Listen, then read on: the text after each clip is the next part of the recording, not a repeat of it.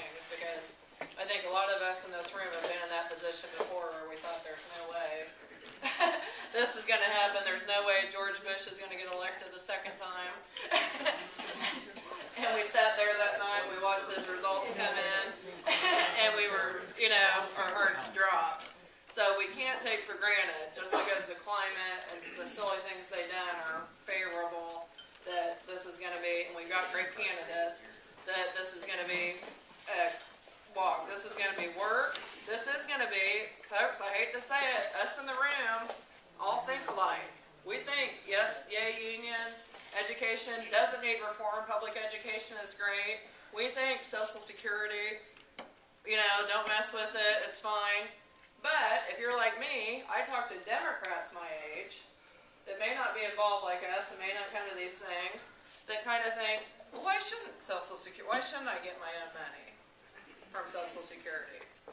When I get that statement every time that says, you're not going to get this money, why shouldn't I? I really don't like my public school that my kid got. I've not really been happy. So what's wrong with reform? Again, my dad, my grandfather or great-grandfather was in a union, but, that time's gone. So we can't take for granted that people that don't, aren't ingrained in stuff like we do and don't think, they may consider themselves Democrats, but they might also think, some of these things don't sound too bad to me. Now, granted, I will say the Republicans have went way overboard the last few months, so we've got that on our side. But, like I said, it's up to us. It's going to be a hard year. We're going to have to work hard. We're going to have to work. There's people that don't like Barack Obama just because they think he's a Muslim still. And even though that should not be an issue if he is, there's people that's the fact. There's people that, they have their own thoughts. So, it's going to, gas prices. People don't understand the way things work. People are mad because they have to pay $4 a gallon for gas, and they want somebody to blame. So these are the things we have to think about. And as we approach and as we talk to people, as we talk to our friends, our voters, our peers, we have to realize that they may not necessarily be coming from the same place. There's work we have to do. We have to develop our message, that kind of thing. So we've saved Sheila for last because she's District 27. Karen, Lester hasn't gone yet. Well, this is not. Oh, okay. We're only here till 7. Oh, I know. We're already going to go past that. I would love. We're going to do this again for them here, hopefully within the next couple weeks. We'll get back here and we'll let them talk and talk about some other things. Hey, can I ask a question? My wife and I found out about this get-together through our daughter.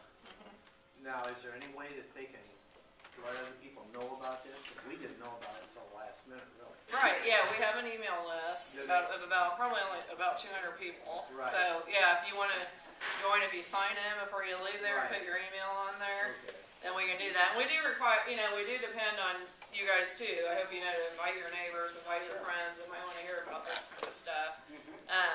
Yeah, we stopped, mail's got, I hate to say it, it's so expensive. So like everyone else, we do kind of rely on social networking and email and all that, which I know doesn't always fit everybody, but if you put your email address before you leave on that sign-in sheet, I'll add you to the list and then you'll know about all this stuff.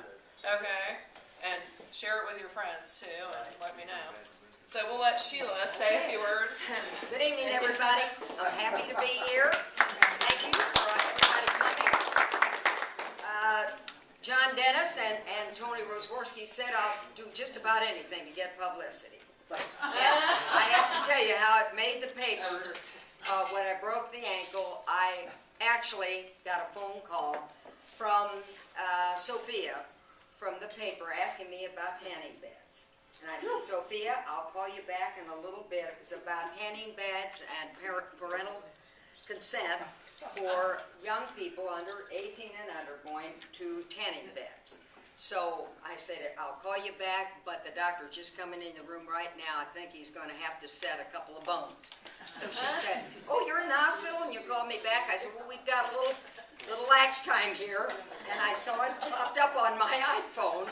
So she said, well, I'll call you back later. So she called me back, and then of course, they did the story because I called her back about tanning beds. Tanning bed story didn't make it, but 2 days later, the ankle made it on the paper. So, you know, sometimes you don't tell where you are. Anyway, the bottom line is I've gotten a lot of cards and letters, flowers. Thank you very much for all of the nice cards and letters that I've received. In fact, Jeff and I talked today, and we're working on a thank you note to everybody in this very caring community because it has been amazing what I have received. And I'd also like to thank Jeff for coming up here. He has a long day in Indianapolis as our media person for the House. Maybe, I know many of you know of Jeff as our 4th District Chairman, but he also is our guru media person that does a lot of the press conferences, gets a lot of our messages together so they come out right, Jeff. And hi, Ed. And so it's really important that we appreciate the people that go. Jeff doesn't have a life, do you, Jeff, right now?